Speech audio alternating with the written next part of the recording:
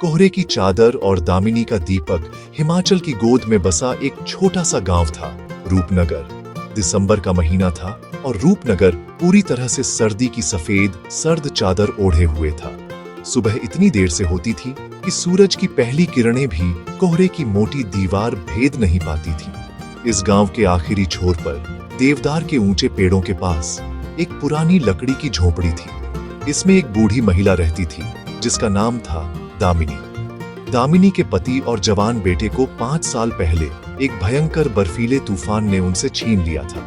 अब दामिनी अकेली थी, लेकिन उसके पास एक चीज थी जो उसे हर रोज जीने की हिम्मत देती थी, उम्मीद। और एक छोटा सा मिट्टी का दिया जिसे वह हर शाम जलती थी, उसके बेटे अंशु की याद में। रूपनगर में सर्दियां केवल ठंड नहीं लाती थी, वे कठोरता लाती थी। काम रुक जाता था, खेत बर्फ से ढक जाते थे और गांव के लोग अक्सर अपने घरों तक ही सीमित हो जाते थे। दामिनी के लिए यह और भी मुश्किल था। वह थोड़ी बहुत बुनाई करके अपना गुजारा करती थी, लेकिन इस कड़कड़ाती ठंड में ऊन का काम करना भी दूभर था। एक दिन दामिनी अपनी झोपड़ी के बाहर टूटे हुए ओक के पेड़ की सूखी टहनियां इकट्ठा कर रही थी ताकि रात के लिए थोड़ी आग जला सके। उसके हाथ ठंड से सुन्न थे और उंगलियों में दर्द हो रहा था। तभी उसने देखा कि गांव का एक युवा लड़का सूरज तेजी से उसकी ओर आ रहा है। सूरज गांव के मुखिया का बेटा था, लेकिन वह दिल का बहुत नेक था और दामिनी को अपनी दादी जैसा मानता था। दामिनी दादी, आप बाहर क्यों हैं? इतनी ठंड है, मैं आपके लिए लकड़ियां ले आऊंगा। नहीं बेटा, तू क्यों कष्ट उठाएगा? मैं तो बस थोड़ी सूखी टहनी चुन रही थी। कष्ट कैसा दादी? आप बैठिए अंदर, मैं अभी आया। सूरज तुरंत पास के जंगल की ओर भागा और आधे घंटे में लकड़ियों का एक बड़ा गट्ठा लेकर लौटा। जब वह लकड़ियों को झोपड़ी के पास रख रहा था तो उसकी नजर दामिनी के मिट्टी के दिए पर पड़ी जो खिड़की के पास रखा था। दिया खाली था। दादी, दिए का तेल खत्म हो गया है क्या? हाँ बेटा, पिछले 3 दिन से तेल नहीं है। मैंने सोचा था कि कुछ ऊन बेचूंगी तो ले आऊंगी, पर इस ठंड में ग्राहक कहाँ आते हैं। वह दिया सिर्फ तेल से नहीं जलता था, वह दामिनी की उम्मीद से जलता था। वह अंशु की याद थी। उसका बुझ जाना दामिनी के दिल में अंधेरा कर गया था। सूरज ने यह बात अपने दिल में रख लिया। वह जानता था कि इस भयंकर ठंड में दामिनी के लिए कुछ भी बेचना असंभव था। उसने मन ही मन फैसला किया। पिताजी, दामिनी दादी बहुत अकेली हैं और उनकी मदद कोई नहीं कर रहा। उनके पास दिए के लिए तेल भी नहीं है। हाँ, जानता हूं, लेकिन बेटा, ये साल बहुत मुश्किल है। राशन भी मुश्किल से बट रहा है।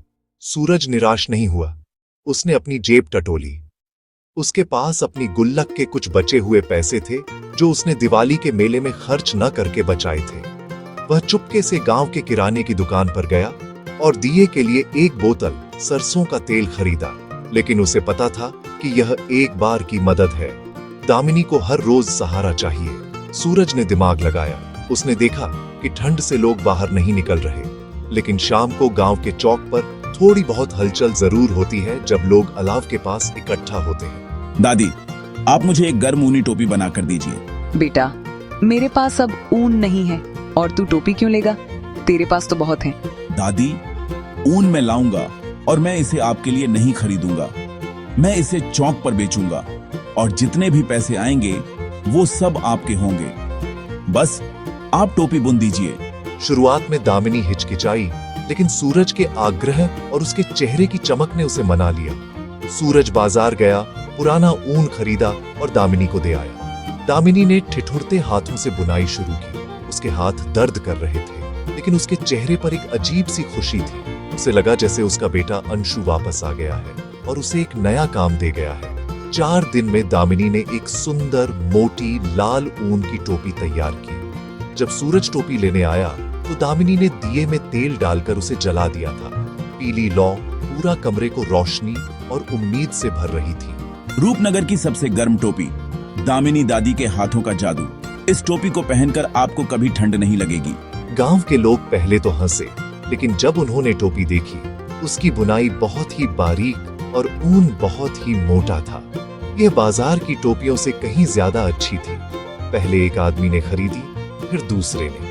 देखते ही देखते वह टोपी बिक गई और सूरज के पास काफी पैसे आ गए। ये क्या किया बेटा तूने? ये तो बहुत ज्यादा है। दादी, यह आपकी मेहनत है। और लोग अब और टोपियां चाहते हैं। हम और बनाएंगे।